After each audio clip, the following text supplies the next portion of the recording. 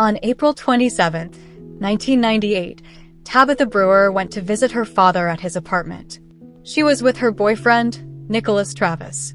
Later that evening, the two left with a friend, a man named Brandon Howell, supposedly to run an errand. According to Howell, he dropped them off at a Circle K convenience store near 75th Street and Interstate 35. But from that point on, Tabitha and Nicholas vanished. Days later, a dumpster in Kansas City revealed chilling clues: charred identification cards, Tabitha's purse, her jewelry, and family photographs. Then, months later in August 1998, Nicholas's body was found buried in a shallow grave along Paseo Boulevard in Kansas City. Tabitha was nowhere to be found. Investigators soon turned their attention to Brandon Howell. Blood evidence linked to him was discovered, along with suspicious markings in his car's trunk.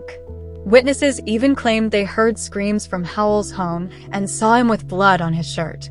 In 2006, years after the disappearance, Howell was charged with the murders of both Nicholas and Tabitha. But despite the evidence, the case did not hold in court. In March 2009, he was acquitted of both murders. To this day, Tabitha Brewer has never been found. Authorities believe she met with foul play, but her body has never been recovered. Her case remains open, and her loved ones still hope for answers. Tabitha Brewer would be in her 40s today. If you have any information about her disappearance, contact the Shawnee Police Department or the National Center for Missing and Exploited Children.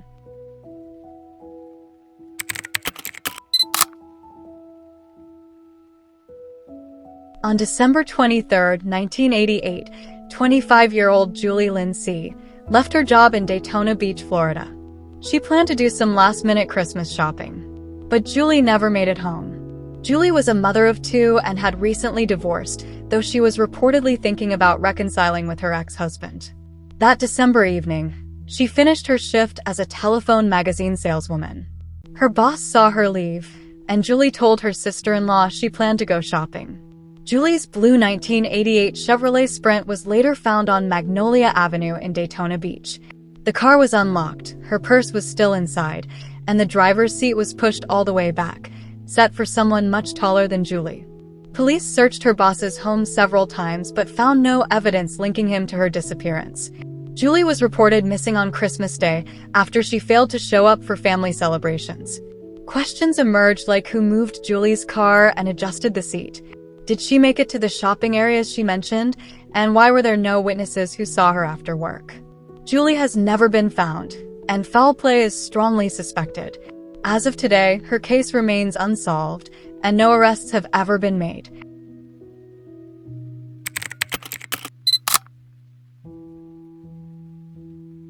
In November 1987, a quiet rural community in Illinois was shattered by a crime so brutal, so shocking, that it remains unsolved to this day. The Dardine family, Russell, Ruby, their son Peter, and Elaine's unborn baby, were found murdered. Keith worked as a treatment plant operator, and Elaine worked at a supply store. They were well-liked in their community and active in their Baptist church. They had one child already, 3-year-old Peter, and were expecting a second child, a girl, to be named Casey. On November 17th or 18, in 1987, Keith failed to show up for work for his night shift. When no one could reach the family, his parents used a key to go to the family's trailer home. Inside the trailer they found Elaine, young Peter, and the newborn baby, delivered during the attack, beaten to death with a baseball bat. Elaine had been bound and gagged. The bodies of Peter and the newborn were found in the same bed with Elaine. Keith's body was not in the home. His car was also missing. The following day, his body was discovered in a nearby field, shot multiple times, with severe mutilation, including his genitals. His car was later found parked outside a police station, with evidence of blood inside. There was no forced entry and nothing appeared stolen. Cash and jewelry were found in plain sight. Because the crime was so violent, and because of Keith's body being mutilated, some speculated that motive might have been personal, resentment, rage, jealousy, or something more disturbing. But nothing definitive has ever been proven. As of today, there have been no arrests and no new evidence has surfaced, leaving this case unsolved.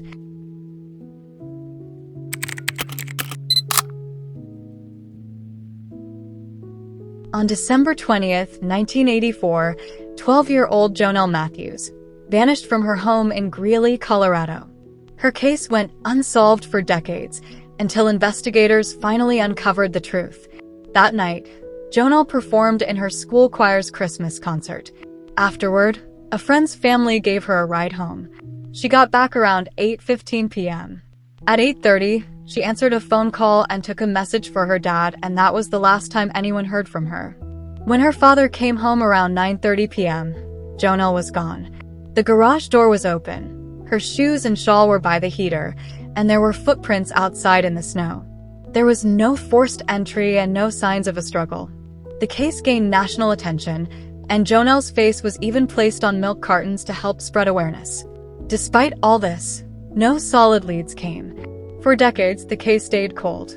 Jonelle was declared legally dead in 1994, but her family never gave up hope. In July 2019, over 34 years later, construction workers discovered human remains in rural Weld County, Colorado. They were identified as Jonelle's. She had been killed by a gunshot to the head. Attention turned to Stephen Pankey, a man who lived nearby at the time and had ties to the same church as the Matthews family. Over the years, he made strange statements about the case and inserted himself into the investigation. In 2020, he was charged with Jonelle's kidnapping and murder. The first trial in 2021 ended in a mistrial. But in a second trial, Pankey was convicted of felony murder and second-degree kidnapping. He was sentenced to life in prison. After more than 35 years, Jonelle's family finally got answers and justice. Her story is a powerful reminder that even cold cases can one day be solved.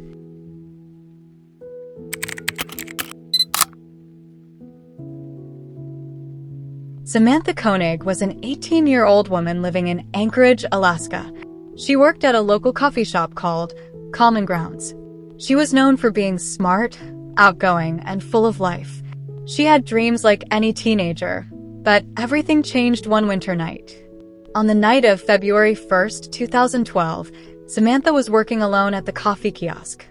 Surveillance footage showed a masked man approach the window, pretending to be a customer. He then pulled out a gun, forced her to turn off the lights, and zip-tied her hands. She was abducted on foot, taken from the stand by force, and eventually put into a vehicle. That man was later identified as Israel Keys. At first, Samantha was thought to be missing. Her family pleaded for help, and her boyfriend even received a text from her phone that gave hope she might still be alive. Weeks later, a ransom note was found along with a photo of Samantha, posed to look alive, but she was already gone. Israel Keys was no ordinary criminal. He was a methodical serial killer who admitted to multiple murders across the U.S. In Samantha's case, he confessed that he had abducted her, assaulted her, murdered her, and left her body in a shed while he went on a cruise vacation. When he returned, he posed her body for the ransom photo and then dismembered her, hiding her remains under the ice at Matanuska Lake. On April 2nd, 2012, Samantha's body was recovered from the frozen lake after Keys led investigators to the location. She had been murdered shortly after the abduction. Israel Keys was arrested in Texas after using Samantha's debit card.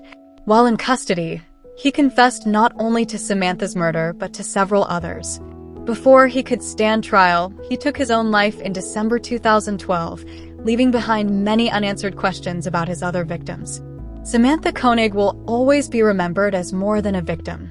She was a daughter, a friend, and a young woman with a future.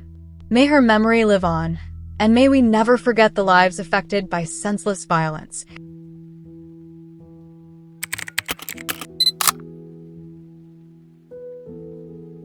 On February 1st, 2004, 11-year-old Carly Brucia disappeared while walking home in Sarasota, Florida. Her abduction was caught on camera, and the disturbing footage would soon be seen across the country. Carly was a bright and beautiful 11-year-old girl living in Sarasota. On the day of her disappearance, she had spent time at a friend's house. When her ride didn't show up on time, she decided to walk home. She never made it. As Carly walked past a car wash on Bee Ridge Road, a surveillance camera captured her being approached by a man. The man grabbed her by the arm and led her away. The footage was chilling, and would soon be played nationwide in an urgent attempt to find her. After the video aired, multiple people came forward to identify the man seen with Carly. He was Joseph P. Smith, a known repeat offender with a history of drug use and violence. Smith was arrested shortly afterward and eventually led police to Carly's body. Tragically, she had been murdered and left in a wooded area behind a church. Joseph Smith was charged with first-degree murder, kidnapping, and sexual battery. In 2005, he was found guilty on all counts. The following year, he was sentenced to death, along with multiple life sentences. The case shocked the public, not only because of its brutality, but also because Smith had been out on parole at the time. Years later, changes in Florida's death penalty laws led to Smith's sentence being reviewed. However, before a new sentencing could take place, Joseph Smith died in prison on July 26, 2021, while on death row.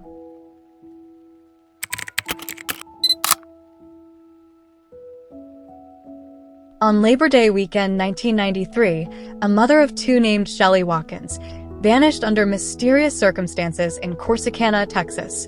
Weeks later, her body was found in a river. Nearly 30 years later, the questions still far outnumber the answers. Shelley Lou Watkins was a mother of two daughters and lived in Corsicana, Texas. She was known for being active in her community and loved by those around her. She and her family often spent time at their lake house near Cedar Creek Lake. Shelley was last seen on September 6, 1993, during a family gathering over Labor Day weekend. After that, she vanished. Her family did not immediately report her missing, and by the time they did, valuable time had already been lost. On September 13, 1993, fishermen found Shelley's body floating in the Trinity River. Her body had been wrapped in trash bags and tied with duct tape. Two concrete blocks had been chained to her neck and feet in an attempt to weigh her down, but it hadn't worked. Due to the advanced state of decomposition, the medical examiner couldn't determine a specific cause of death. Not long after, Shelley's husband, Jerry Mack Watkins, was indicted for her murder. However, the case quickly became messy. The local district attorney, E. Ray Andrews, was caught trying to extort money from Jerry in exchange for making the charges go away. Andrews was forced to resign, and the charges against Jerry Watkins were later dropped due to lack of evidence. To this day, no one has ever been convicted of Shelley Watkins' murder. The case remains open, and investigators continue to receive tips.